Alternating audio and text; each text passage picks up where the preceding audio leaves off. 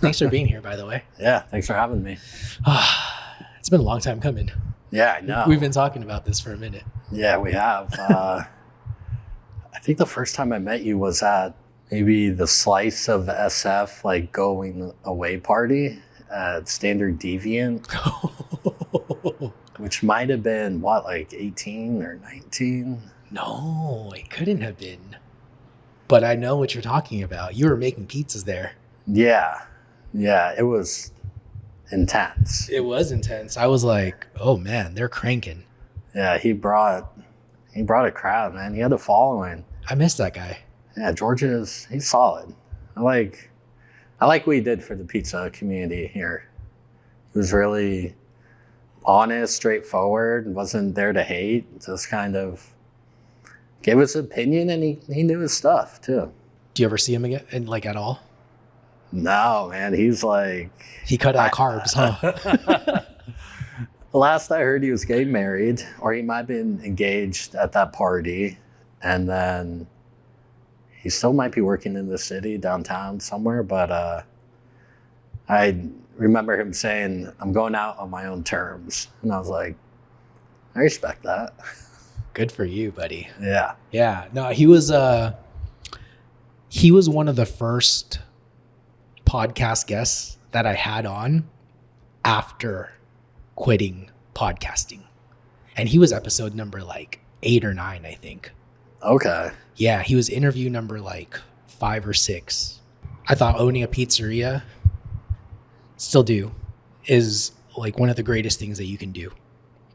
I love being able to serve people, and I love podcasts. I love learning from podcasts. Yeah. Yeah, man. And I was just like, this could be the way to kind of bridge that gap from wanting to leave my job to becoming a pizzeria owner. Yeah. We'll leave it at that. If we could dig deeper off, camera or whatever, maybe later. But no, I've always been interested, like, how do people get started, and how did you get started with the pizza podcast? It's super interesting to me to hear people's stories. But yeah, George, good guy, man. I like George. Yeah, he is. I was very sad when he said he was gonna retire. I didn't believe it at first. But George, if you're listening, buddy, if you have that secret account, you're tuning in to the Longbridge episode. I wonder if he was able to sell it. Huh. I don't even know if it's still active anymore. Let's check. I don't think it was active, and I don't know that he would have sold it. I mean, he could have sold the blog, the data, but I might have talked to him about it. He said it wasn't. No. There's not much for it. Sorry, this page isn't available. Yep. Yeah. Good for you, George. Took your shit and left.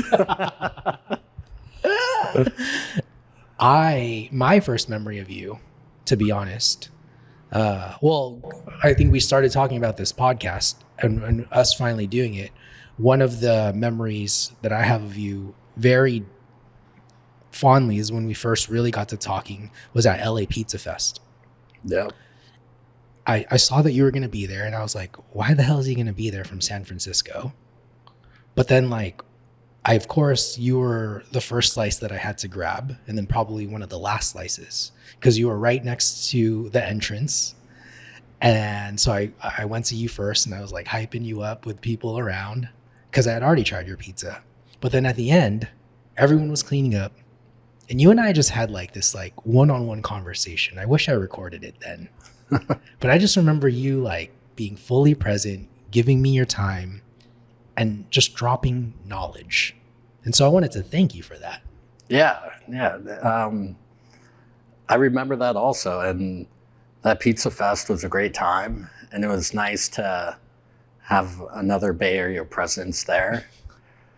Because I think a lot of other people were like, all right, cool, San Francisco Pizzeria.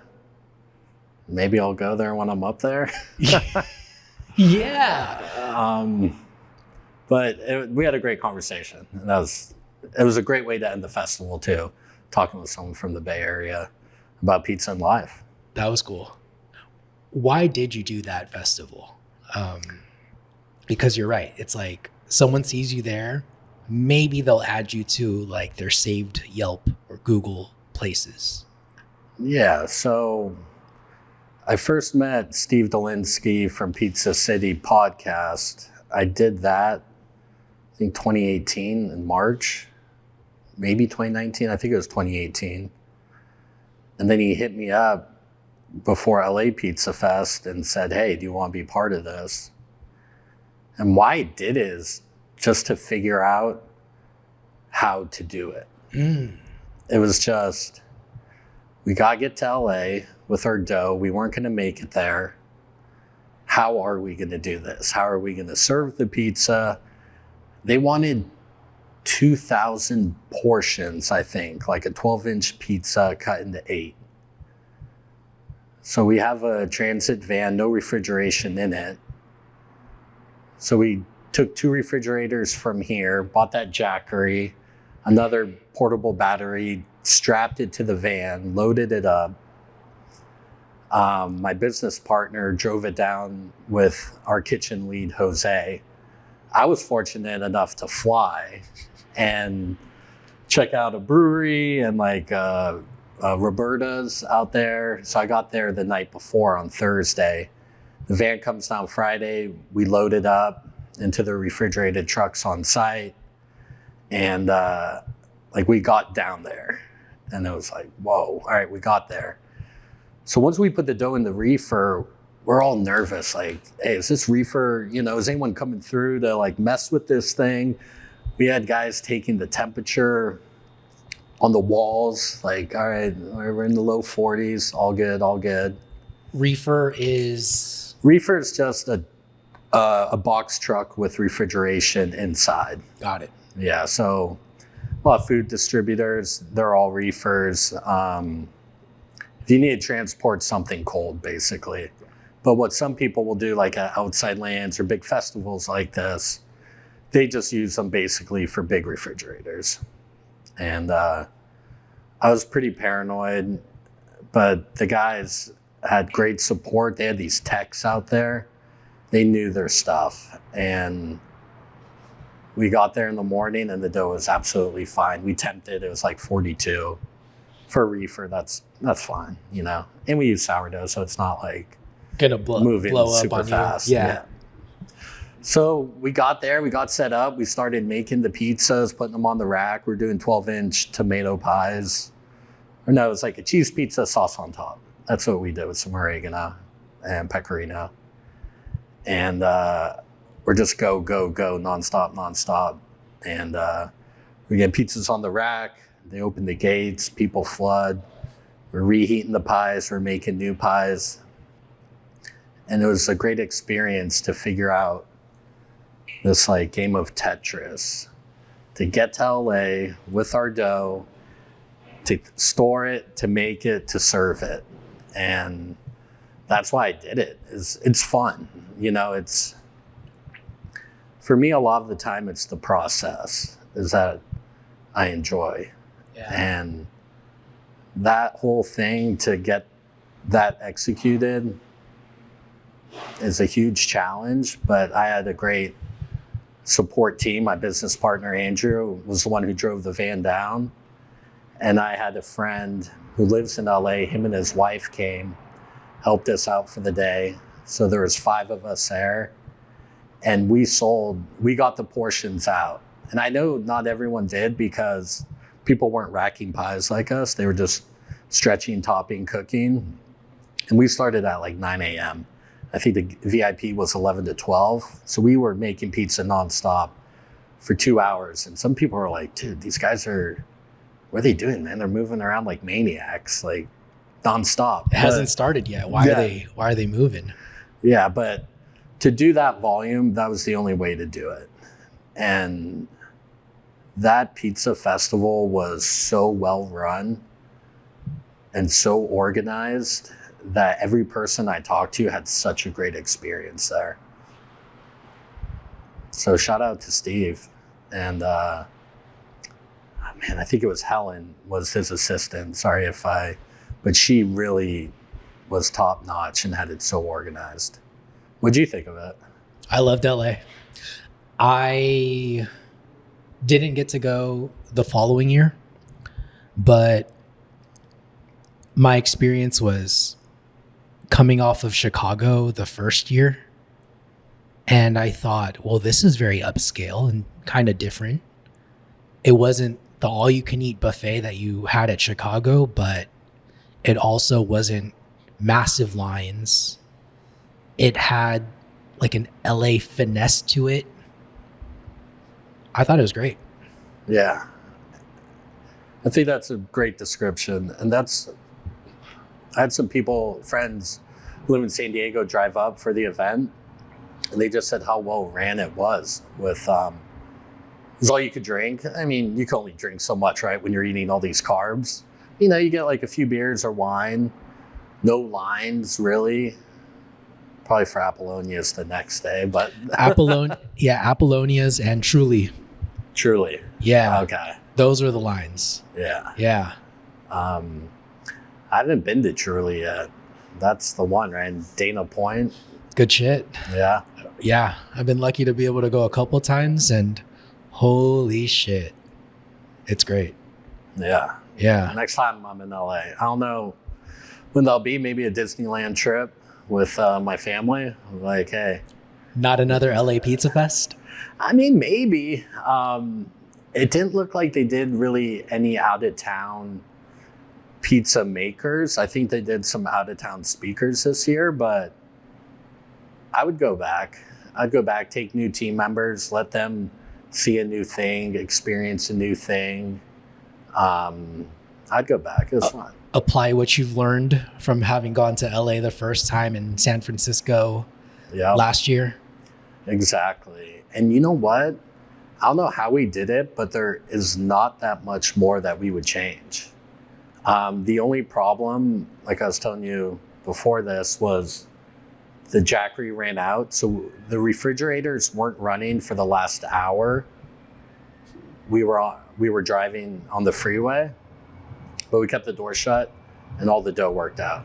So that's really, like, I just need backup battery for the refrigeration. But other than that, it was freaking smooth, man. It was a lot of fun. That Anchor Solus I was talking to you about, it's a $2,000 purchase. I think you and I might need to invest in one and share it or something, right? Yeah. I'm going to definitely check that one out. Yeah. No, that's actually a very good tip. I like what you said about pre-baking.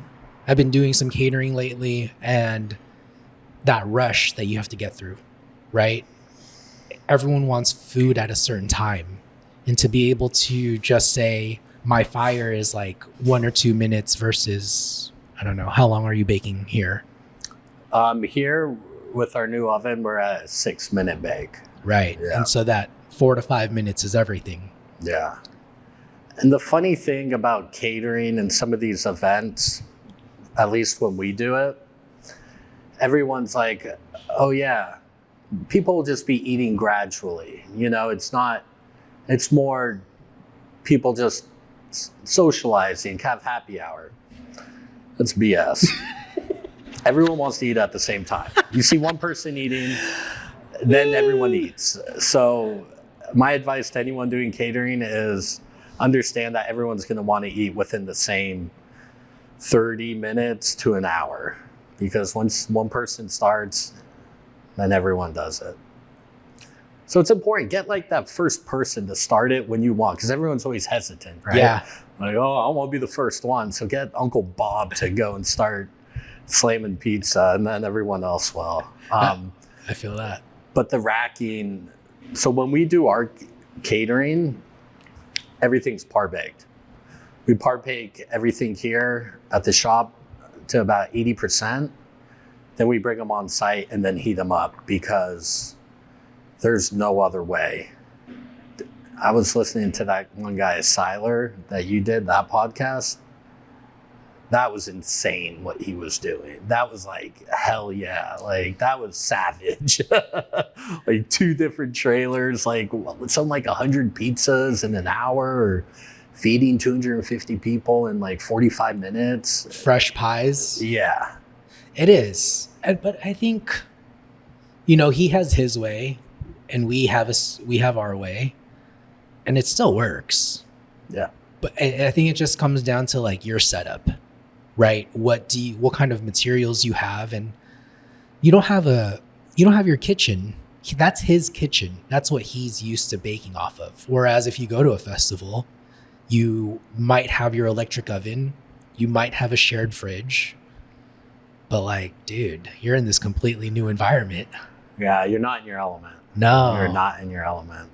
So when you do yours, is it unis, like 3 unis or something? Stretch them, bake them, maybe par bake some? Somewhere between 2 to 4.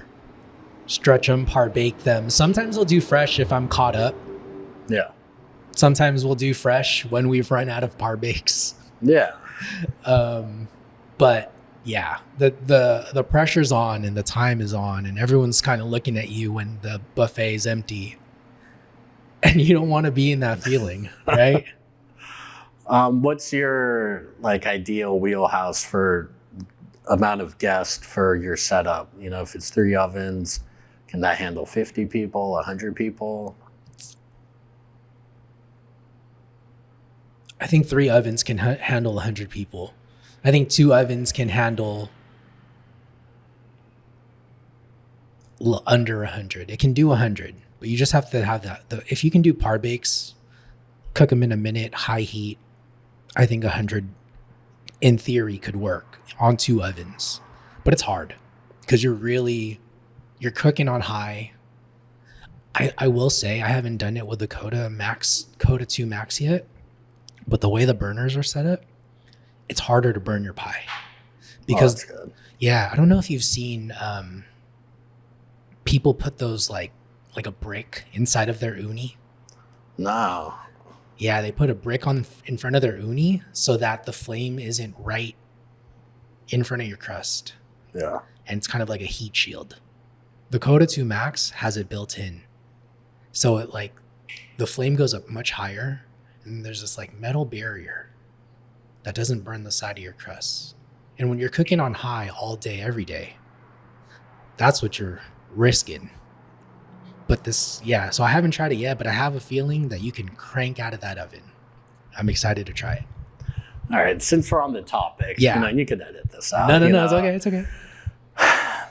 Let's talk bottom heat on those ovens. Yeah. Because what I use on site are these old Blackstones I bought 12 years ago. It's got a rotisserie motor, but it heats the bottom stone and it creeps over the side. Yeah. And I just discovered the Halo, which has an infrared hitting the bottom stone and then the side heat.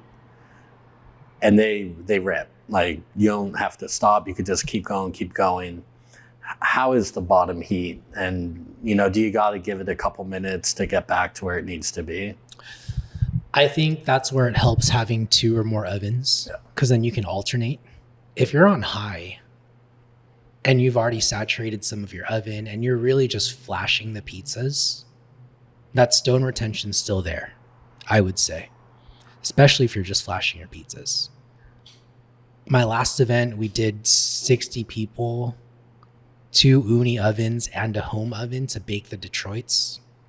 But for the most part, all of my like thins were on those uni ovens.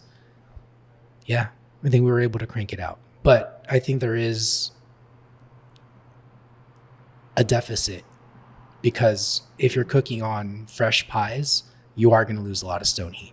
Yeah. But anything longer than a minute, anything under than a minute, I think you're going to bounce back pretty quickly, especially if you're on high. Yeah.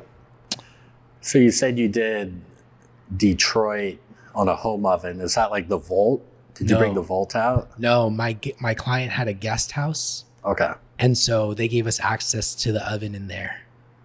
Perfect. Yeah, it was perfect. Like, I was like, I offered to bring my Volt. And they were like, well, you could plug it into our guest house. And I was like, you have a guest house? Does it have a kitchen? They're like, yes. Does it have an oven? Perfect. Because I can only make 1 pizza in a Volt, right? Whereas if I'm using your home oven, I could probably like cook 4 at a time. No problem. So we did that. You asked me about the Volt though. Yeah. You okay to talk about that? Oh, What were you considering? yeah. Why I asked you about it? Yeah. Yeah. So this Saturday coming up, we're doing this event down at Chase Center. We're friends with Harmonic Brewing, and they have a tap room there, Harmonic Thrive City. So they're having this event called Harmonic Jam, where it's going to be some live music out on the patio, great views of the bay. We used to do pop-ups at their old brewery in Dogpatch, our neighborhood now, all the time, but they closed the production brewery. Now they just have the tap room near Chase, and they want us to do pizza there, but all they have is electricity. So I could get a couple turbo fans, which is basically just a small convection oven, and we could reheat par bakes in there. But I was thinking about the Volt because I don't know, that it seems like maybe a good option because the bottom heat I would think is always on. That's not the case. It's not the case. Well, it heats up quickly, but from what I've been told, from the engineer who worked on it, it's always constantly going up, bottom, bottom. And it's like, it's basically one burner at a time. Whether that's the top all the time or the bottom all the time, or it's constantly switching heat. Only one burner is working. But that doesn't mean it doesn't heat up the bottom and the top fast enough. But I will say that you will, I don't know, are you doing thins or pans? Yeah, just traditional round. I haven't tried volume in that yet. So Okay. I would say that, like, you know, Joey Raya, on Clubhouse one time, he was like, never do something for the first thing never do the first, you know what I'm talking about? Yeah. What is it? We're notorious. Like we implement a new system on Fridays here. Yes. It's my old AGM was like, Neil, this is great that, we're trying a new system to improve, be better. Can we not do it on Friday? And for some reason, like the thought would come to my mind, and we're like, hey guys, Friday, let's try this new thing. So we don't do that anymore. But yeah, that's kind of what you're saying, of like, go stress test it for your friends and family in your backyard, or do it yourself and make tomato pies, but do not go do a catering or harmonic jam with some Volt. So my thinking behind that, why I didn't even entertain the thought of the Volt, Volt's made for home, right? Period. Volt's made for home. At least these turbo convection fans are commercial ovens. They are not that high powered, and it's going to be a whole thing, and we'll see how it goes. But at least they're commercial. Don't bring stuff for your home for commercial use. It's going to not work out.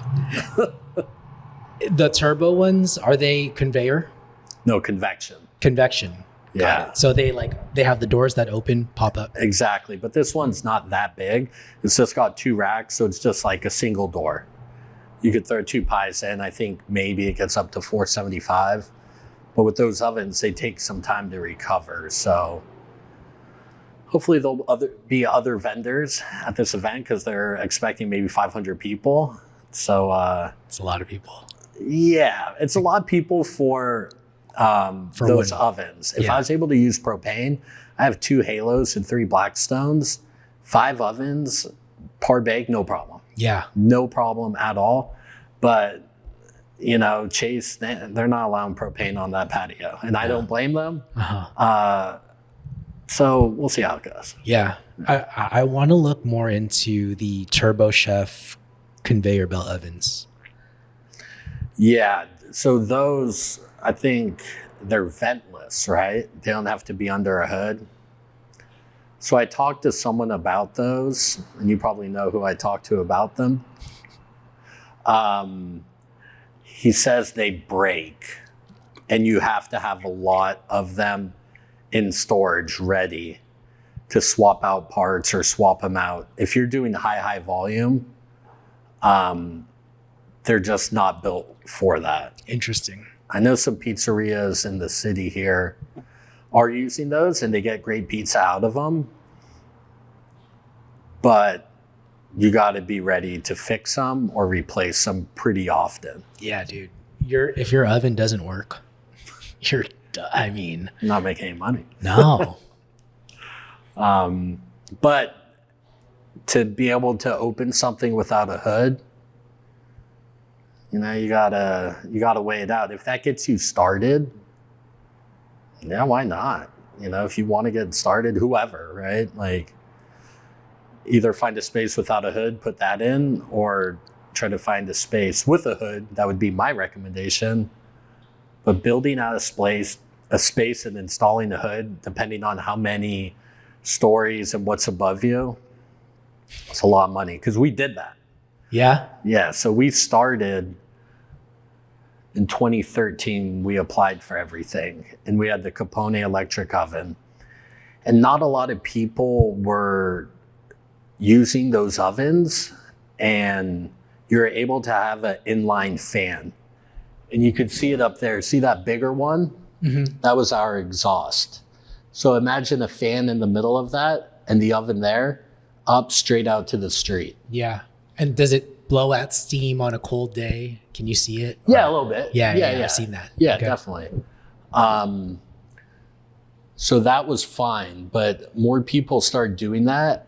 And that's okay if you're like a bakery, not with raw meat. Right.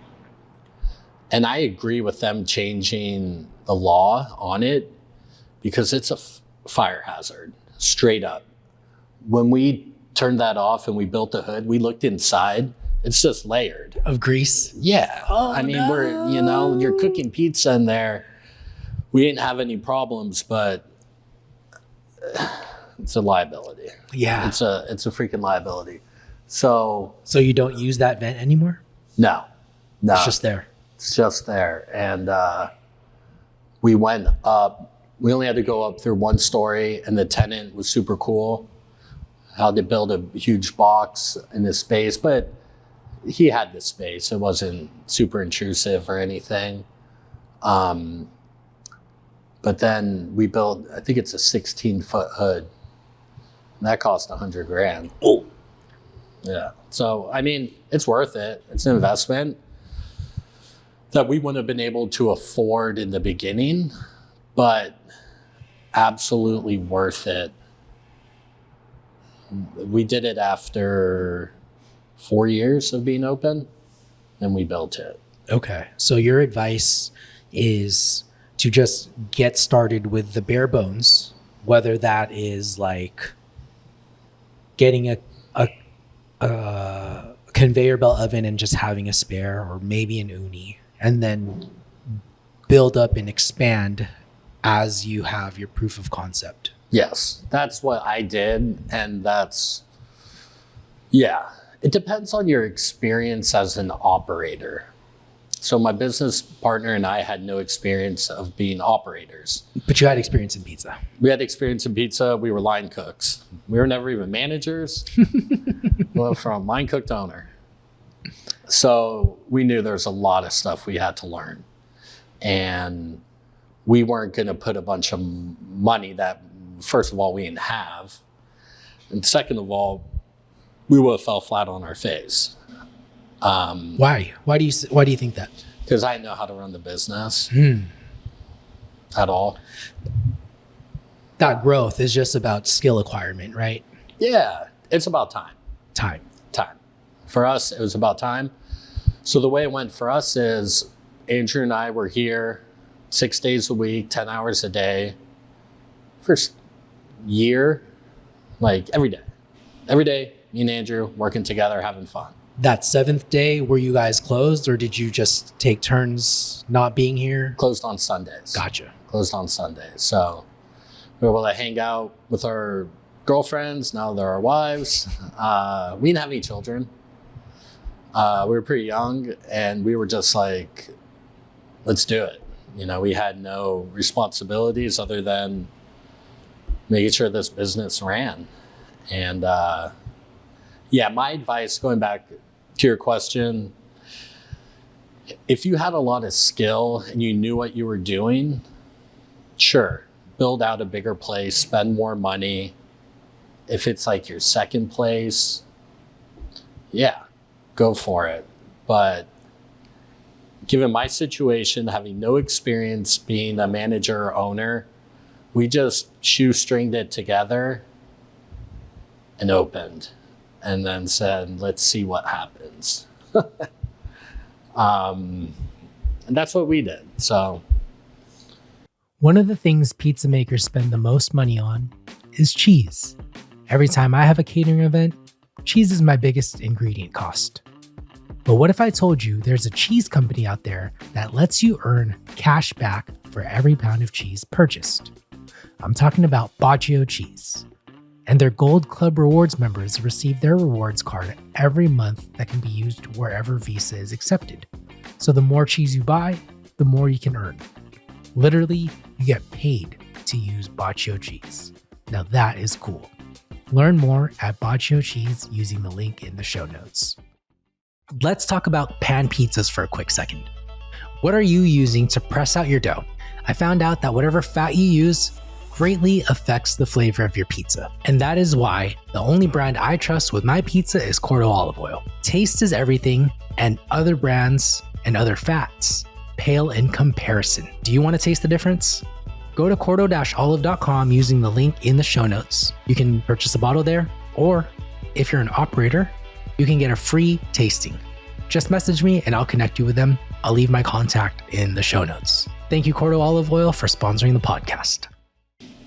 You and Andrew were both line cooks, not at the same place, right? One was at Pizza Hacker, the other one was at Tony's. yeah, so Andrew and I went to high school together. Gotcha. Then we were roommates in college. Then I came home in 2009 and he went to DC to live with his girlfriend out there. He was cooking at restaurants out there. And I started making pizza here, which began with Jeff, Pizza Hacker. And then after working with him for about a year, I got the job at Tony's, and I worked there for a couple of years. When that ended, Andrew moved back here, and we got together, wrote the business plan, and then opened up. While I was working at Tony's, I worked dinner there. For lunch, I worked at Del Popolo on that crazy food truck that he built out of a shipping container. That's really cool. Was he the first to do that? Yeah. Yeah. Okay. Yeah. That's really cool. Yeah, he was the first to do that. I learned a lot from John and being on that truck. And it was fun, man. Like the stories of people coming up to the truck and they're like, what is this thing? You know, did you ever see it or eat from it? I have not seen it in person, only on Instagram. And apparently the truck is down right now. Yeah. So I don't know if I will see it. Yeah, well, it's down because it might kind of be down. You know, when you have that much weight on something, he had these crazy like bumper things for the oven, but he had to replace, I think, the floor or something in the oven. But it's down in LA with him now. So it's not even in the Bay Area anymore. Yeah. I hope it makes a return though. It'd be cool. It'd be really cool to see. So wait, before we get back to like building this, what else did you learn from John? Because I want to get him on the show one day, but I've heard great things about Pizza Hacker too, and Tony's, of course. But like, what were some of the great things that you learned from John? John, which I really liked at the time, was super straightforward. Like, no bullshit. Here's your job. Here's what I expect. Here's what I want you to do. You're going to get paid.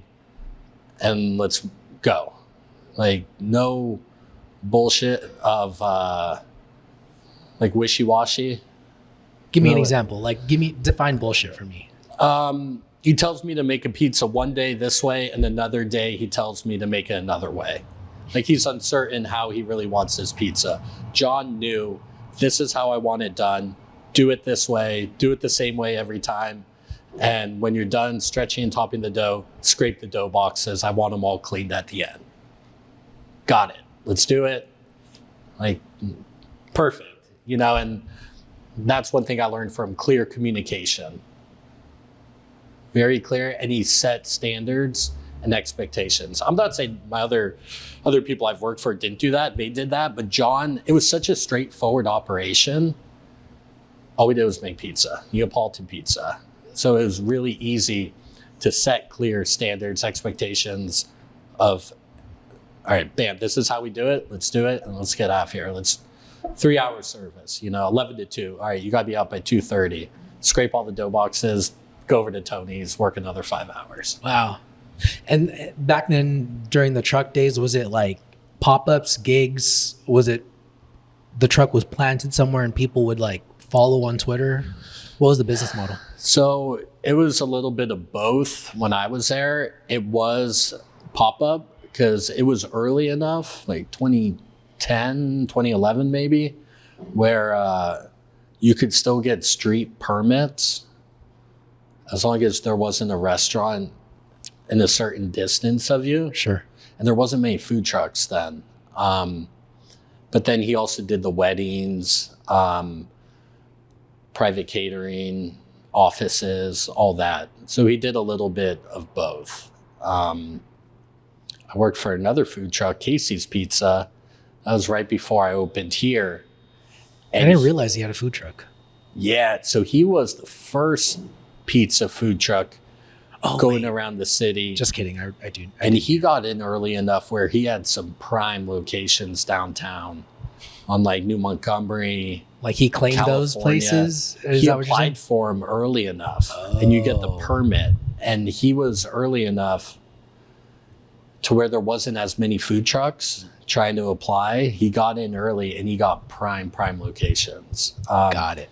And when I was on that truck too, he also did do the catering and stuff, but he was able to rock lunch in like downtown Fidei, and we would crank for like 2 hours. It was solid. That's really cool. Yeah. And so you acquired all these skills, right, from working at these different places. Andrew moves back. And then where did you two meet up and say, let's start a pizzeria? I mean, we were always in contact. I visited him out in DC. He came out here because his family lives out here. But he was up in Tahoe. So we went from DC to Tahoe, and he came back down from Tahoe. He was living there for a couple of years, cooking in restaurants. And I was in pizza. He was doing pizza too. In Tahoe? Yeah. What was the name? Do you know? Because I'm trying to see. Like, it was more of an Italian spot. It was in Tahoe City. Got it. I should know this, but I don't. It's not there anymore. But he was doing pizza and he had pasta and entrees and stuff. And so we got back down here and we're like, all right, let's open a pizzeria. And we started scouting out locations, like where do we want to be in the city. And Dog Patch, we came here and we had like a good vibe. It was, not gonna lie, a little selfish. I live on the peninsula and so does he. And this is probably the easiest neighborhood to get to from the peninsula. Yeah, for real. Super easy. Yeah. So I used to drive to Soma, working at Sunset Squares for a bit. And like, sometimes you just get caught on that, like on the way there. But like here, it's like right off the city. Yep. And so we liked the vibe, we liked the convenience. There wasn't a pizzeria in Dog Patch. There was someone, Pacino, amazing Italian restaurant. Probably they opened up, I don't know, maybe like 2007 or sometime around then. So they've been here for a while. They're a staple, amazing part of the community. But they're more like Italian restaurant that had pizza. So we're like, all right, good vibe, good location. And something became available. This was an old sandwich shop. So was already permitted for like food service. It had the sinks, it had the bathroom, it had the power. Didn't have the hood, but we knew when we talked to the oven company that it'd be all right with an inline fan to the street. And the landlord was cool with that. So then we opened up here in 2014 with 1,000 square feet. Where did it end from? So that's the original entrance. You see where that camera is hanging? Yeah. That was a wall. Right. And then we'll go in the kitchen later, but this is one square, and every square here is about like 450 square feet. We had another square behind this, and that was the kitchen. Wow. Yeah. So wait, that's like 900 square feet. You said there was 11. Or it's More or I less. said about 1,000. Okay. Oh, so 1,000, sorry. I'm not sure if it's exactly 450 square feet, but we opened up like just right at about 1,000 square feet. Got it. What was the rent back then? Man, you have to no. I think about 4,000. 4,000 a month. So Yeah. $4 a square foot. Yeah, 4 foot. I think. Yeah, about 4 foot. Because right. that's basically what this neighborhood's going for. Still? Yeah, maybe a little lower. A lot of it depends on how much square footage you have. So we're in this massive industrial mixed-use building. As you take more, you pay a little less. Oh, Yeah, I see. So that's how it's been able to, your expansion has actually caused you to like get lower dollar per square foot. Yeah, a little bit. Not a lot, but we have a really great landlord and they're super reasonable and exactly what you described. That's nice. Yeah. I have an episode coming out, and we just talked about how there are some good landlords out there that really take care of you, and that's so important. I'm glad you guys found one. Yeah, so there's a whole business partner thing. I would almost say your landlord is like just almost like a business partner, because it used to be location, right? Sometimes I think it's landlord lease location. Don't get me wrong, location is very, very important, right? Like you got to be in a good location, but your landlord could really make your life hard. And your lease, how it's structured, you really got to like take that thing to a lawyer, have your options. I'd say a good lease would be a 5-year with, I get two more options of 5 years. So I can get in for 15 years. Some landlords do it, some landlords don't. Because you build out a restaurant, if we're doing it the organic way like us, it's going to take time. It's going to take a couple years to get the steam, and that's how it was here. It's just slow organic growth. Well, if you only have 5 years, by the time you're running and your landlord doesn't renew, then what? The investment that you make in the hood, the $100K is gone, right? Because that's theirs. That's theirs. Yeah, you made that tenant improvement, but whatever is in the building that someone had described it, if you turn the restaurant upside down and whatever falls, that's yours. Yeah. Right? Exactly. Yeah. Yeah. So like if you make that investment and you're out of there in 5 years, good luck. That sucks. Yeah. So that's why, landlord, very important lease. All three are very, very important, but it's not that location anymore. It's interesting you broke it up in that way. That's great advice. What other legal advice did you get when showing your lease to a lawyer? Ours was super straightforward. The one concern we did have a little bit is that they don't really offer many long-term leases in this building. Why? It's kind of a mom and pop landlord. I see. And what they explained is they showed us their track record of how long term they've had other tenants. We're talking like 20 years, 30 years, right? Like these are honest landlords who are fair and they're not going to screw you. But, you know, I would get it if I'm a landlord, you lock someone in for 15 years and they end up being, you know, a total pain.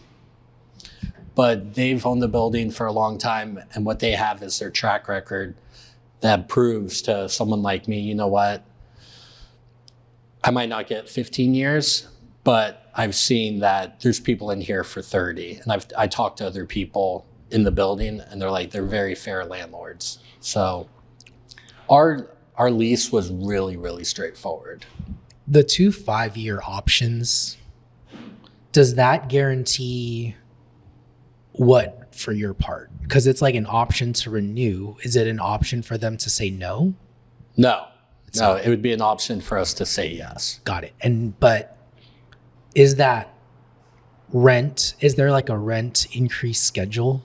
Yeah, it goes up by cost of living each year. Got it. That's in our lease, like, and that's pretty normal. It's not drastic, but it goes up.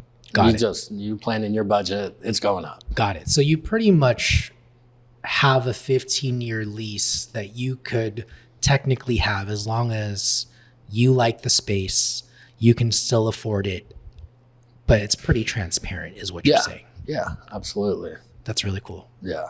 So bring me back to starting. $4,000 a month is still a pretty nice, solid amount of money for someone who quote unquote didn't have much to start with, right? Yeah. Getting a pizzeria, like what did you do to fund all of this? To get the money, the first amount of money was asking friends and family. And we opened up for 100. All in. And that's nothing. But if you saw this place when it opened, it was bare bones. It was borderline sad. It was fine, but it was like, all right, white wall, wood wall, hard concrete floors. Imagine it chopped in half, and a pizza oven. And the pizza oven was like $35,000. And you got like all the permits and, all that stuff, sinks. But the important thing is that we did not have to like do huge plumbing, didn't have to do huge electrical, no HVAC. So we opened up for 100. So Andrew and I were 50-50 partners, and we were in it $50K each, and we got open, barely. But we did, with a little money in the bank too, like maybe one payroll, which I would not recommend doing. I'd recommend 2 months of operating costs in the bank. Yeah. And that's so that you could... Just if shit goes bad, you never know. Sales dip for some reason. You have to close for some reason. Insurance doesn't cover it. I'd say 1 month. 1 month. 2 payrolls, your rent. You're not going to have to pay for food, but you're going to want 1 month operating cost in the bank. When you're opening, I'd say almost like 3, but depending on your business plan and your budget, we all have these projections, right? It's all going to be sunshine and rainbows, and that's not. And then your projections, your sales are actually half. So now everything in your budget's thrown off. So you really got to prepare for the worst and be really conservative in those projections, because just because someone's doing the same sales in, say, the neighborhood you're going to open up in, well, they might be open for like 5-10 years. It's going to take time to get to that, so that's why keeping your opening cost so low is so important, because people dig themselves a hole they're never going to get out of. People have done it in our neighborhood. You dig it too deep, you're not getting out of it. Construction will put you out of business before you even open. If you don't know what you're doing, we were fortunate. it was minimal, and we had family members and friends who are in the construction industry. Andrew and I laid all the tile with the help of my dad, kind of laying it out, but just like putting tile on the wall. Andrew and I did that. The skill part, my dad helped us out with. But people need to be so careful with construction and don't get into some big project. Find an existing restaurant. That's what you do. Yeah. You get into an existing restaurant. My goodness. I just saw it firsthand in Denver with Al, his client. And dude, Al makes the claim that he was supposed to open 4 months ago. And that just, this new build out is just eating up rent, delaying open, cost after cost after cost after cost. And I'm like, what the hell, man? What the hell? I mean, I think there are people in this world who can swallow that pill, right? But like, from someone who doesn't come from a lot of money, that's a hard ass pill to swallow. Right? Yeah, and I think it all depends on the operator, what they're trying to do, what's their play, you know, and if they knew they were getting into a new build out, is it a new building, an old building, but, you know, that's all right, you know, because here's some advice. When you get a bid from a contractor, it's going to take twice as long and cost twice as much. There you go. That's it. That's going to happen. So it's just not where I came from. I came from the shoestring, just get it open and do it as cheaply as possible. But yeah, things get delayed. And you just work through it. Yeah, the problem is when you physically can't do something, you're at someone's mercy, right? Plumbing doesn't show on time. You don't have running water. Yeah. You're like, what time is it? How come it feels like forever? Yeah. So hey, you gotta get open somehow, right? But yeah, if your contractor is not showing up, you know, if your plumbers aren't showing up, you know, it's all money. You're paying rent.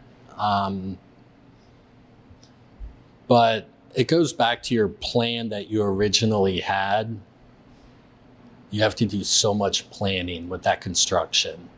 It can't have, they're waiting on me to make a decision. Hey, where do you want this? What kind of fixture do you want? It's a waste of time. It's a waste of money. Because if I don't give them the answer and they can't continue to work, then they go on their other job. Because all these contractors are doing multiple jobs at once. So it's on me to have all my ducks in a row, have everything laid out so I can hold them accountable of their bid and their schedule and when it's going to get done. They can't be like, well, you never told me what kind of drywall you wanted. No, it's right here, man. I told you it. Like, all right, now what's your next excuse? Right. Well, I want to connect the bridge because you have a lot of experience in build outs. Even though you have one restaurant, you've taken this space and have expanded it pretty, I guess, in the nicest way possible, ridiculously. It's like quadrupled, maybe sextupled in size. Yeah. Let me go over it? How it went? In a second, I want to kind of connect the dots for folks. You said it takes steam, or it takes time for steam to happen. What was it like in the beginning, and how did you allow that steam to pick up, or what happened for the steam to pick up?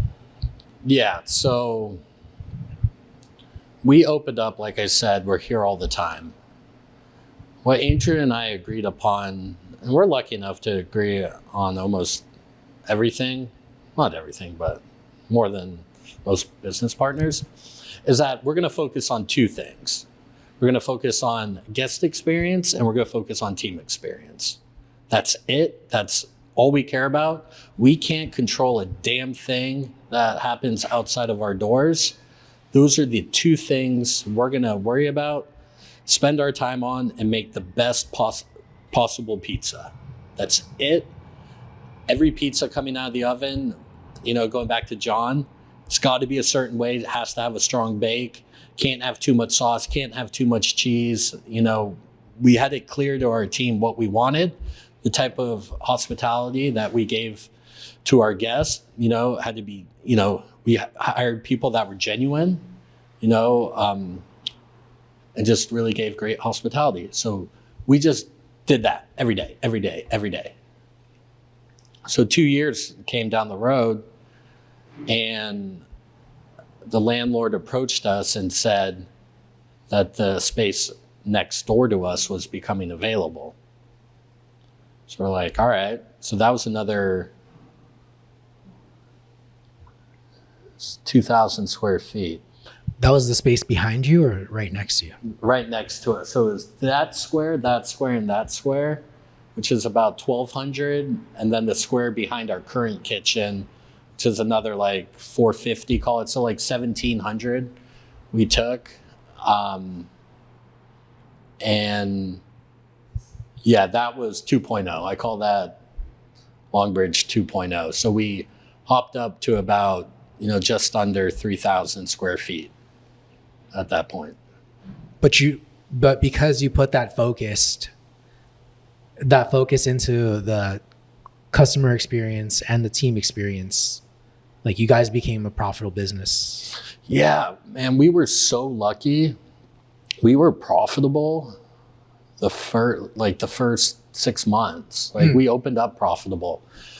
Why we opened up profitable is because Andrew and I were here working 60 hours a week, which we signed up for and we wanted to do because we had to figure out what the hell we were doing. But when you run small and lean, you keep your cost in check, which I've seen the bigger you get, the costs just start bubbling up. And you're not, or this is for myself, probably not as efficient as when we were with 1,000 square feet. Doesn't mean we're not making more money because now we're doing a higher volume.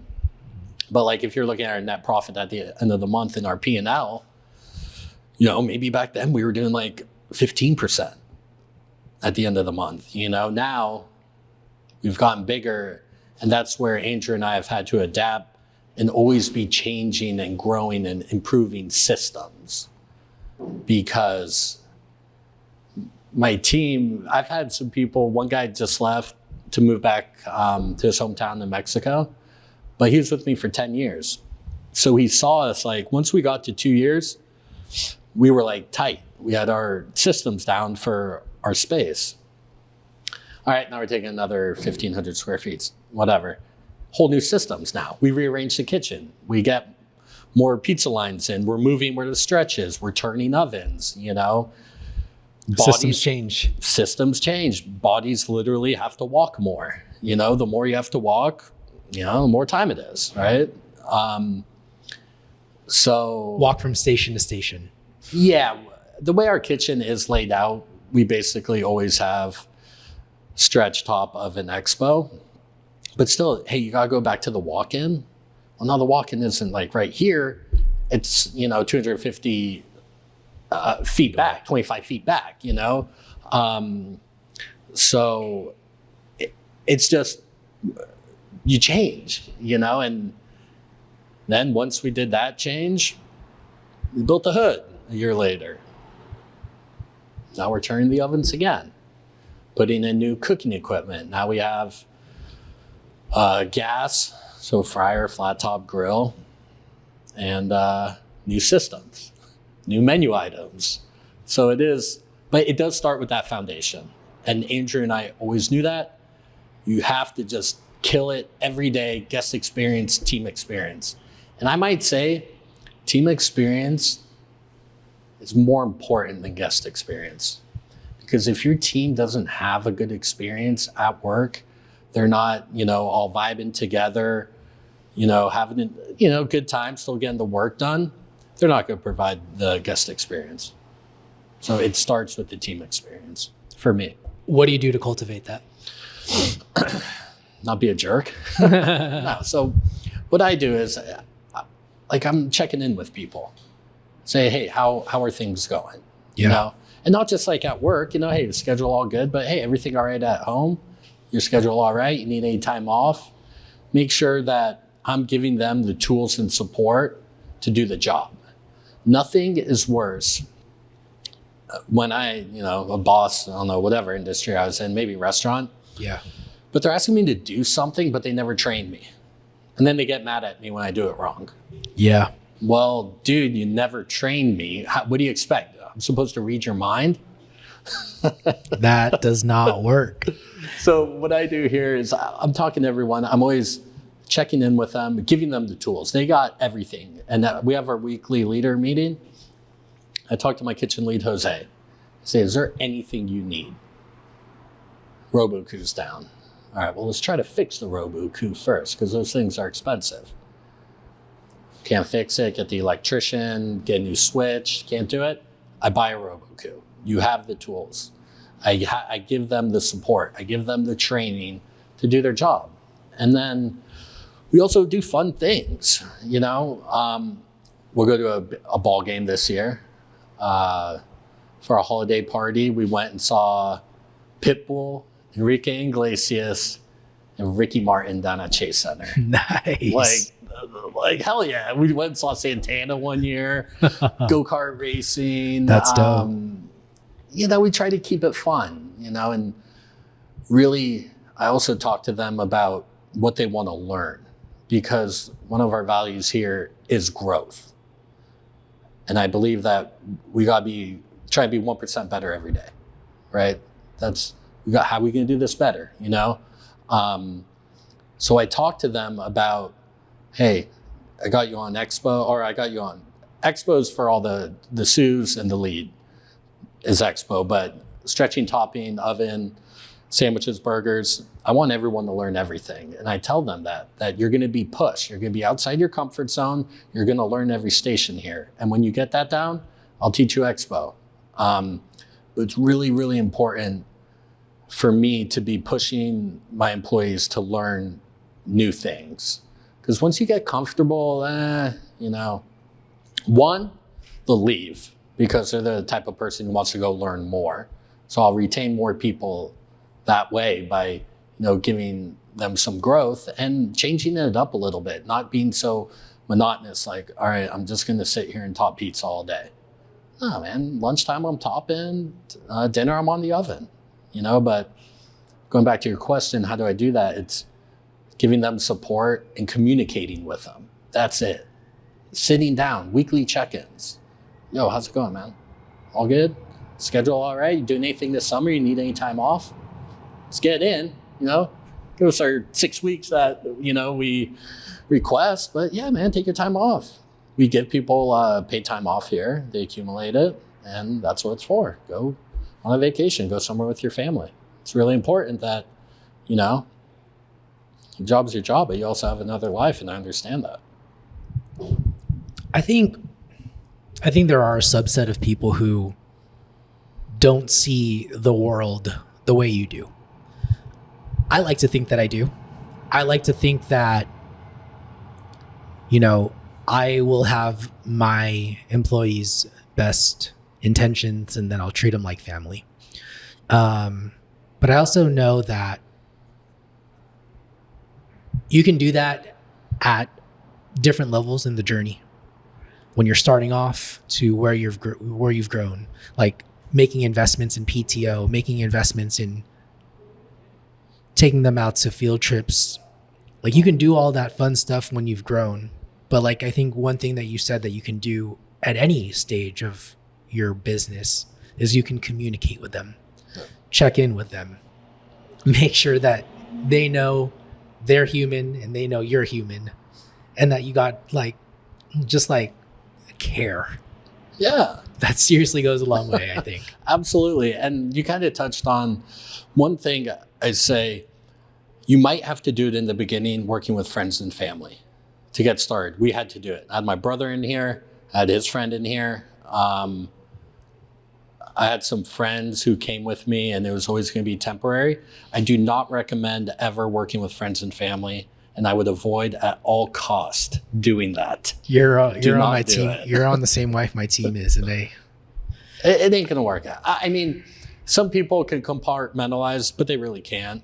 They're gonna, you call them out for something, they're gonna get defensive, they're gonna take it personal. I would probably do family before friends, because you're family and you gotta be family, so they won't, whatever, you can mess with your family. But the friend thing, stay away from. Just stay away from it. Don't do it. It's gonna be so tempting because they're there and they said, yeah, I can help you out, man, but I haven't had good experiences with it. And not saying all my experiences with friends and family have been bad, but I've heard other stories where it's like, all right, friendships were lost just because you're going to help me sell some pizza, yeah, I think that's the possible risk, right? Like it could totally work out, but then just know that there is that risk where you could lose a friend. And is it worth it? You know what I mean? Like, is it worth bringing them on? Is it worth giving them a job and, thinking that's a favor? You could potentially lose that person as a friend. And I think that's a really solid point, because I have heard of people who've made it work. And what I would even say is, if you do it, I would say plan on losing them, right? So me and Andrew were friends. So you're talking to someone who went into business with a good friend. But I tell people, we are not like the norm. Don't use us as an example. When we opened, we had a plan for us to get started, get solid, and he was going to take more of a silent role. He's still involved, but he lives in Lake Tahoe now with his family. Got it. And that was always the plan. But if we had opened up and that wasn't the plan, and then he springs that on me, hey, I'm moving up to Tahoe, you think we're friends anymore? Fuck no. No. So that's why in this business, everything goes back to planning and communication. I can't stress that hard enough. Planning, communication. And when you've done that, plan more and communicate more, because it will make your life so much easier and there won't be so much hurt feelings, I think you could say. I like that advice. Going back to the build out, you all jumped on this opportunity. Was there like math involved in doing the expansion? Did you think that in order for you, I'm guessing that in order for you to produce more, you needed more space? Was that sort of the justification? Yeah. So the way we did it, so we had the amount of space we were doing, then you get an architect to design it. So you get the drawings and you get, all right, architect, you're going to draw this. How much is it going to cost you? All right, 10 grand to draw it up, get the permits. So, all right, we get the architect, 10 grand. Then I go to a contractor. All right, I'm trying to develop this. Here's the plan. Give me a bid. All right, bid, $100,000. All right. Like I said, you might want to plan on 200. But here we were lucky enough. We had friends and family who knew what they're doing. So you could keep them pretty honest. And we did a lot of the work ourselves. We could do a lot of the work ourselves, which is very important. So then we got to fund the money. Got to get the money for it. So I took a loan from my uncle. Shout out Uncle Jim. Coolest uncle ever. Awesome. I love all my other uncles, but yeah, he lent me some money. Andrew got money together. We dump in another 50 each. I'm just using numbers. It might have been around that. Sure. So we're into it for another 100. Okay. And we get Longbridge 2.0. And we went from 24 seats to we got a new entrance and we got to like 54 seats. So we added 30 seats in another oven, which was great. But that's how you do it. You gotta get your architect, gotta get the drawings, gotta get a bid, get the funding, and then do it. So when you had 24 seats, you obviously had limited seating, but like, were you guys strong in delivery or like takeout? And would you say that now that you've opened up more seats, has it become more sit down focused, or is it just the ability to have more people come through? Like, Yeah, the second one, louder. Yeah. Okay. Yeah. Opening up the potential. Yeah. And now we got a room back there that could fit 30 people seated for a private party. So if people want to come do that, they can do that. And I'll still have about 45 seats for just walk-in guests. So that's solid. How do you price that out? Because I've seen people do like, oh yeah, book our small space and they pay a premium, or do you just tell people, order your pizzas, you're going to bring in 30 people? What's your thought process? You are asking the wrong person because we have gone through so many different things. All right. So what we have come up with for Ask now. John Darsky, because he would be like, this is how you do it. John would tell you in a second. He's got that beautiful back patio space at his restaurant downtown, and I'm sure he would give you the answer. Okay. So this is what we do. For 20 people, which makes that room pretty comfortable in a little standing socializing area. During the week, we ask for $30 per person, $600 minimum. So you come in, you order pizza. If you're drinking wine and beer, 20 people, they could rack up $800. And then they just go past the minimum. Friday, it's like $2,000 because Friday's our busiest day and we need those seats. And it's really important that we take care of our local community. And if they coming in, it's kind of a bummer if you go out and your favorite restaurant's a buyout, right? You're like, oh man, I wanted to have dinner here tonight. But you understand too, because the business has to make money. So that's what we do. We're just on the low end. No ifs, ands, or buts. That we are just on the cheap end. Not expensive. That's the right term. Approachable. Approachable. Super approachable. I like that one. But, we do try to, but it does go back to our vision for this company is to be approachable. That is absolutely it. And I love that you said that because that's always been our vibe. I never want to be that place that's like, can I even, if I show up, am I even going to get a pizza? Like, how long am I going to have to wait? Are they going to have any pizza left?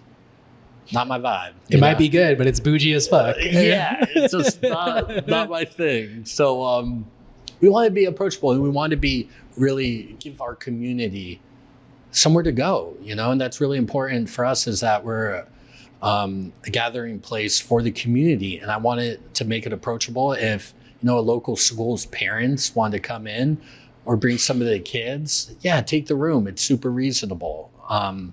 That's really important for us. And that's what we want to do for our community. That's great. And that's why I asked you earlier before we were recording, who's the other neighborhood spot? Because that's what I instantly get when I come and see your pizzeria. That's the vibe that I get, is that you all are the neighborhood spot and that locals come here and it's approachable. So I think you're executing on that. Nice, man. Yeah, it's great to hear that because it really, really is important to us. I think, I would love to see the kitchen and we could, if it's okay with you, talk sourdough in Detroit there. Yeah. You good with that? Yeah, you want to do that? Do you want to talk about the once a day, once a week thing or do that in there? Oh yeah. We'll do that in there. Yeah. Is there before we wrap up? So I would encourage everyone listening, go check out the YouTube. That'll be there. But before we wrap up, I do have a couple more questions for you. Is there a Longbridge 3.0? Yeah. So Longbridge 3.0 is the hood. It's the 16-foot hood. Then Longbridge 4.0 is the 1,000 square feet we took behind our current space. So that's where our dough production is, our employee break room, our office. That's Longbridge 4.0. So we've done 4 construction projects. No, 3. 3 construction projects that ended, and now we're at 4.0. And we are done. There's no more walls we could break down. Well, maybe not yet, but no, we're done. Ever consider getting a parklet or anything like that? It's too dangerous. 3rd Street, people drive like maniacs. Gotcha. They go 60 down the street sometimes. Goodness. And kind of, you'll see it here, the lane kind of goes near the sidewalk. So that car there, It gets swiped all the time. Oh, that's terrible. Yeah. Okay, what about like next to you and on both sides? So is there any space to expand there potentially? No, not that way. That's the landlord's office. That's the property management office. So not there. And Tom is like the coolest neighbor ever, but he's been there for like 25 years, manufacturing. I don't even really know what he does. Something that they send to space or something really cool. And he gets this like intense like gas and propane, or not propane, but I don't know. He's super cool, but he's been there for a while. So he ain't going anywhere, I think, until he retires. I guess like, what would you, what, assuming there was space, what would you add on? If anything, like, could you add on? Like, do you see a use case for it? A bigger private dining room to hold bigger events. That would be it. If I could get a room that like did 80 people, that I would probably hop on that, depending on how much it's going to cost me, because we do see people coming back, working in the office more. And we get inquiries for that like 50 range, and our room just doesn't do 50. The rooms over here could do 50, but then I only have 12 seats for walk-in guests. So if I could get a room that could do like 50 to 75 person parties, I would probably hop on that, because there's good money on it, and it would leave more room for our locals in our community, because, you know, some weeks maybe we have 2 parties in the back. Well, that's a bummer, you know. Maybe people have to wait, you know. It is what it is, you know, but it's not the end of the world. They have to wait, but I just want people to come in and chill. That's it, you know, not feel rushed, you know, just come in and chill. And if I had a different room for the parties, then our community and everyone could just come in with no problems. But like to say to put a bar in, not what we're looking to do, because that's not our concept. It's super profitable if ran correctly. I saw that Tony's like, dude, he has the coolest space ever. He's got that one side with the bar. People are having a great time. That would be something we could put here if we did take more space, but it doesn't fit our concept or our vision. And I know nothing about running a bar. Can I push back a little bit? Yeah. Why couldn't your concept and vision evolve? Like, is there something against that? And then, like, I don't know, I hear about people just hiring the right person who could run that as a potential. So yeah. So I think it goes back to, I kind of touched on it, being at someone else's mercy. So I hired that person. Hypothetically speaking. Yeah. Or if they leave? Okay. I can't do it. I've never bartended in my life. Yeah, I could hire another person. I've never had an employee do this to me, but I've heard of other people being handcuffed by their employees, right? So I open a bar here, and maybe I'm not happy with how something's done. Maybe something as easy as they're not cleaning the bar well enough. No pun intended. And they look at me and say, all right, then why don't you do it? Well, first of all, I hired the wrong person because they got terrible attitude. Yeah. But 2, I'd be like, all right, no, I don't know what I'm doing. You know, it's just not my wheelhouse. Because that's a whole nother business. When you see these restaurants, there's like 3 different things going on. There's the bar, there's the culinary, there's the service. It's like all these different departments, and the bar is its own thing. It's a whole nother beast. It can be super profitable because we all know the cost, but it has to be ran correctly. And when you introduce hard alcohol into a space, the vibe changes. And I'm really not trying to change my vibe. And the hard alcohol vibe isn't really our vibe. Not saying, you know, some people, you know, they're totally cool and they have a vodka soda, and they move on their day. But when you start creating that bar scene, other problems start coming with it, and it was never our vibe. Not that you couldn't have a cool place with a chill bar.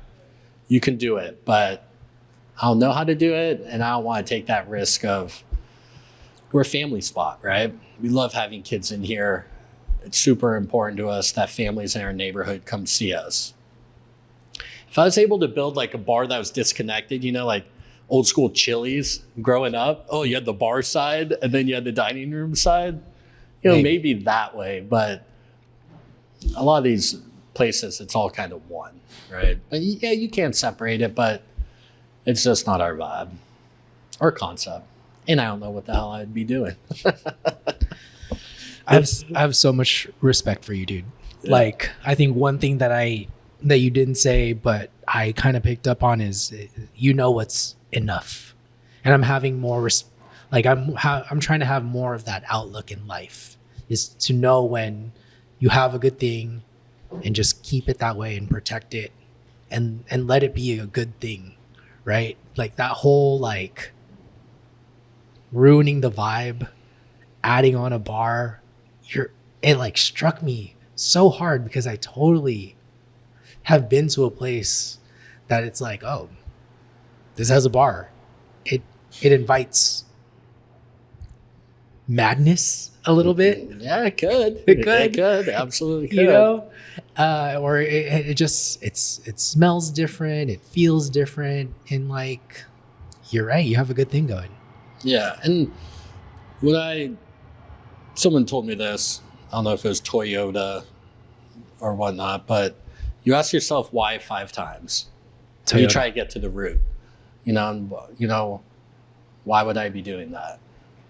Why am I putting a bar in this place? And I would be really hard pressed to come up with a reason why, other than I think I can make more money. Because I never wanted it. It wasn't in our vision. But to go, when a lot of the things here, we're always asking why and explaining why. When I train people, I make sure I say, do it this way because, and they start to realize how many things affect other things. It's like, well, if this happens, it's going to trigger this and this down the line. And then there's 5 different stages that it will affect. But nothing's worse than being told what to do and not why. Well, why, boss? Because I told you so. No. Worst fucking response ever. We do it this way because, and it affects other things. And this is how I want it done. And, we bake it this way because when a guest gets a pizza, we want them to be able to fold it and it stands straight. It doesn't have to be super, super crispy, but it's just how we want to do it. And different techniques and processes will get us there. It's my job to explain and train them. It's beautiful. I had something in my mind, but I think that is, just a great place to end. Final question for you. Yep. No right or wrong answer. What's good dough? This right here. This conversation, what we're talking about is what's good. This is what it's about. And I've been meaning to tell you for a long time. This isn't going to be I drift. But what you do for the pizza community is freaking awesome. Because more when I was starting, it was it was kind of more, people aren't sharing stuff. There's not as much stuff on the internet. Maybe there was, and I wasn't looking for it. But having this as a resource, man, is so freaking awesome for people trying to get started who are thinking they're about getting started. And then us just sitting here BSing and, just kind of vibing back and forth, just like we were before, and maybe we'll have a beer after. But this is what's good. It's just sitting down, talking pizza. We'll talk some more pizza in the back also. Tune in for that. Thank you, man. Yep. Thank you so much. And that one thing that was on my head was that communication. Yeah, that's what it's about. Whether it's about telling your staff why to this. Yep. That's what it's about, man. Boom. Do you want a chance to win a $250 Uni gift card? Well, this is how you do it. Within the next 3 months, if you purchase something from uni.com using my affiliate link, send me your receipt. Each receipt that you send me, whether it's yours or a friend's or a neighbor's, will give you one entry into a raffle that will be giving away a $250 Uni gift card. That's all you have to do. All right, happy buying and best of luck. And thank you for supporting me and my show sponsors.